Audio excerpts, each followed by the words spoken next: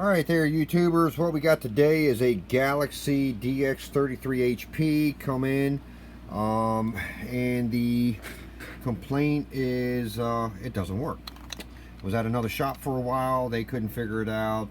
Supposedly, let me see if I can find the note. I think he said if he hit it or something like that, it would go to working. Let's see, was doing good watts, but it stopped working. When you hit it, would work for a little bit, but then it would stop. It was taken to a shop but never fixed, and that's pretty much what it says. So with that being said, I've got the signal generator up here on channel 20. I already set the radio for channel 20, so we're receiving a signal in it. And actually that's an FM, so there we go, AM. So we got plenty of signal, so it's telling me it's probably not a frequency issue, so it's something to do with the transmit side, so we've got to figure that out. Now I did go and look the radio over a little bit. It's definitely not keying up, so I'm getting the red light, but I'm not getting no watts. As you see, we got some rough solder work up here in the driver and final area. So apparently that stuff's been replaced, and then some really horrid work up here in the regulator section. So I'm going to have to go through all this and figure out what it is. And like like the note said, I might even be touching it. Yeah, it's real close. It looks like there's something in there. So with that being said, yeah, it looks like there's something in between. Right there.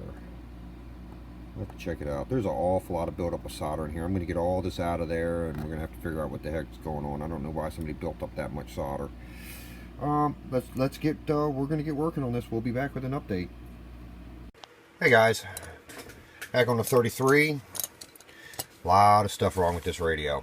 A lot of stuff. I don't know who the guy was that worked on this thing before, but let me give you a little rundown what we got here. Had to change out all three regulators. These three right here.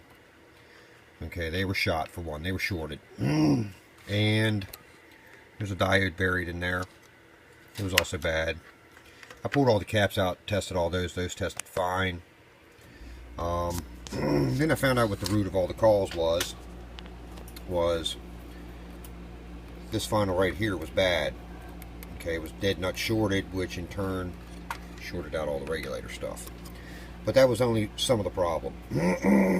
Somebody had replaced these, all three, the driver and the two finals, and whoever replaced them, they put generic 520s in it, which you got to watch that out there. It's just like anything else these days. You know, you're finding these knockoff stuffs. And I pulled everything, tested it, found I had a 1.6 volt on this one, you know, the originals, and 1.6 volt over here. So I was going to assume that the one that was dead was probably also 1.6. Now on my checker that I have here, which will tell me what the gate voltage should be, it usually should be anywhere from 3.2 to 3.5. These were reading 1.6, so I knew right off the bat that they were generic. Okay.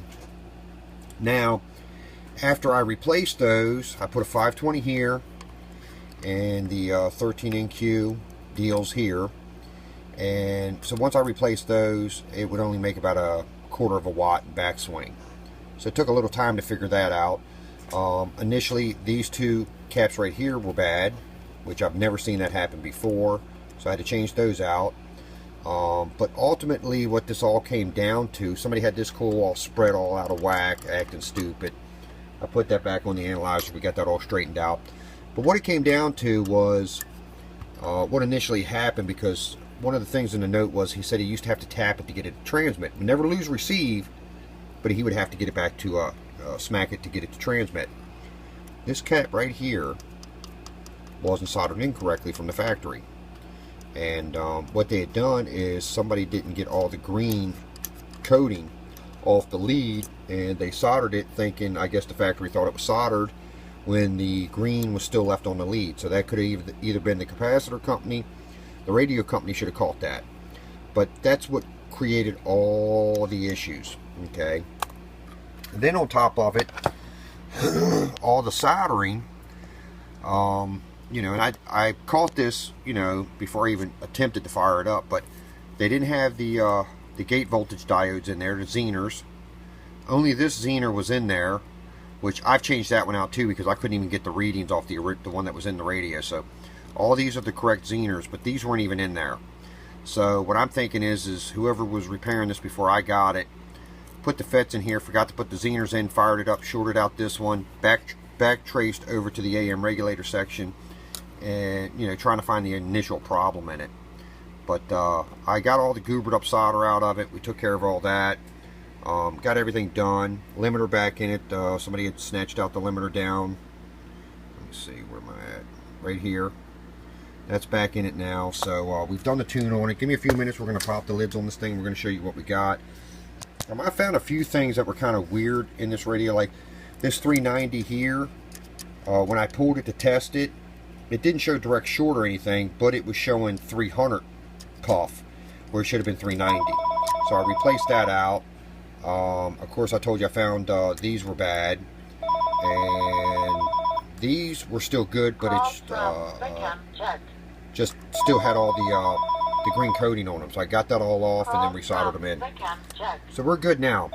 All right, fellas, we'll be back with the lids up with a test.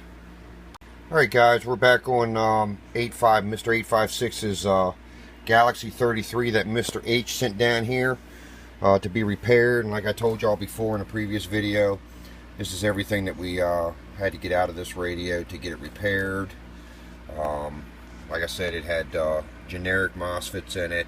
Two of these were still reading good, but they were 1.6 volts. I wouldn't use them in anything. And then, of course, the regulators and caps and associated parts. All right, let's get on with the video. We're carrying about a 2-watt dead key right now. Got the scope up. It's right around set where it needs to be. It's definitely over 200% modulation. It looks beautiful. Watt-wise, what we're getting out of this unit. Still 2-watt dead key. Oh,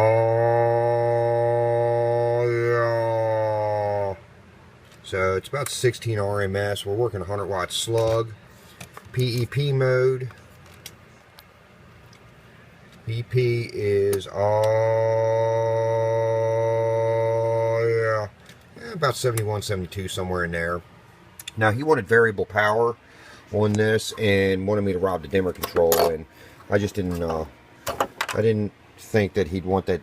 You know, he wanted me to do something else with the dimmer control, so it was just easier for me to include variable power right here on the back. So there's your variable power knob, and everything else in the front is exactly the way it should be. Alright, old Stickman at the No Name Amp CB shop. If this is something that you have that you'd like to have done, give us a shout. We will help you out. We'll see you. Bye, bye, bye.